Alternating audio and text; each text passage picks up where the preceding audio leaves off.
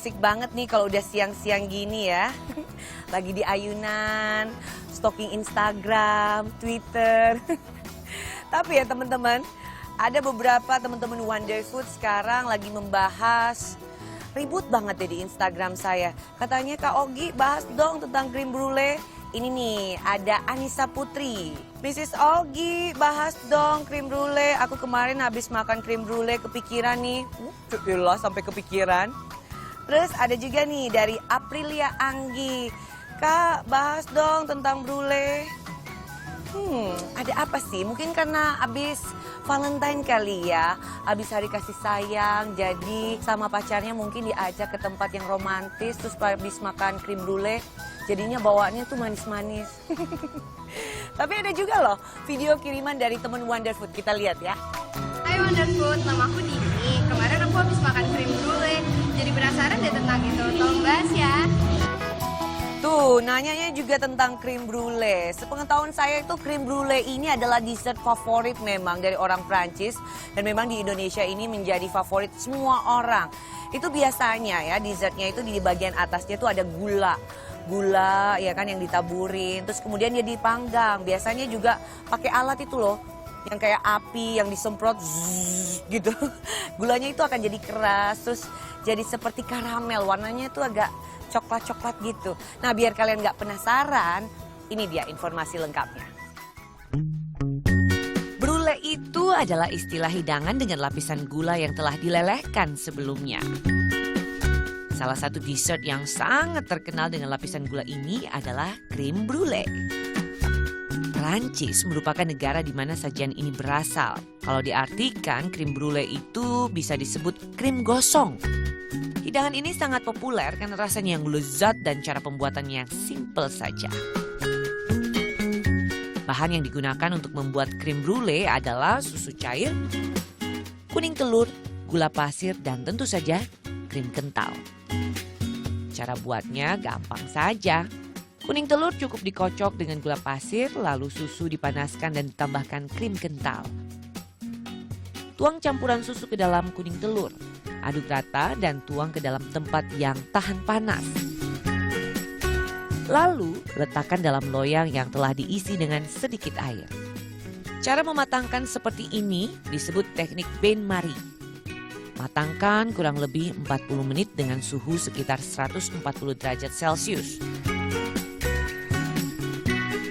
Untuk membuat lapisan gula di atasnya cukup menaburkan gula pasir di atas krim yang telah dimatangkan, kemudian di-torch, yaitu dengan menyemburkan api dari blowtorch sampai gula pasir kecoklatan dan mengeluarkan aroma karamel.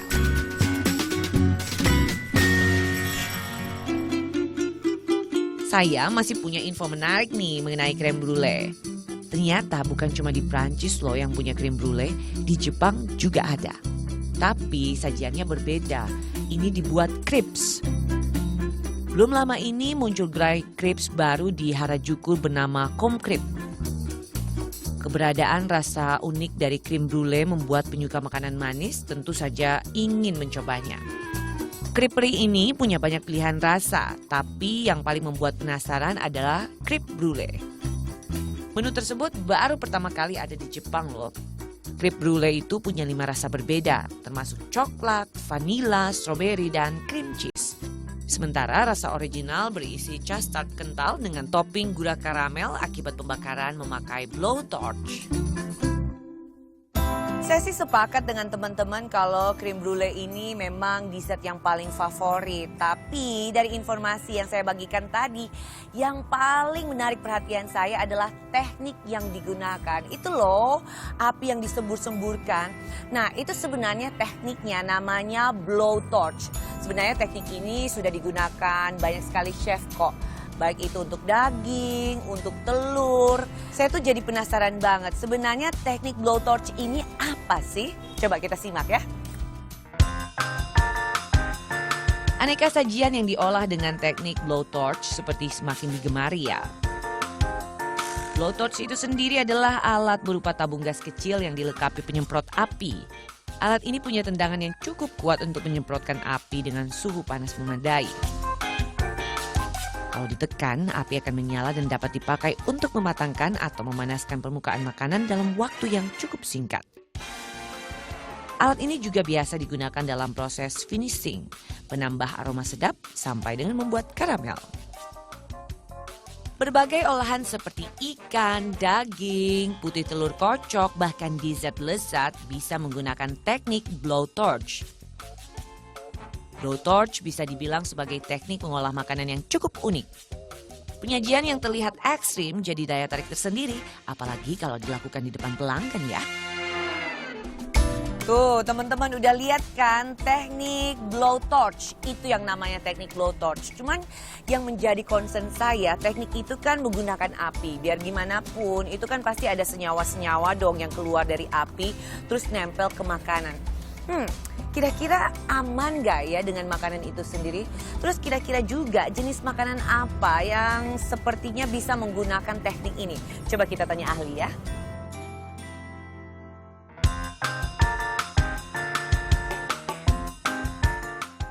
Teknik seperti itu kan teknik yang sangat praktis yang memberikan suhu tinggi pada permukaan makanan saja. Jadi kalau memasak dengan cara seperti itu tidak menjamin bagian dalamnya itu akan matang. Jadi gunakan hanya untuk makanan-makanan yang tidak terlalu tebal dan kemudian untuk melumerkan karamel bisa digunakan. Tapi kalau makanan-makanan yang dagingnya tebal itu tidak dianjurkan menggunakan itu, khawatirnya hanya setengah matang.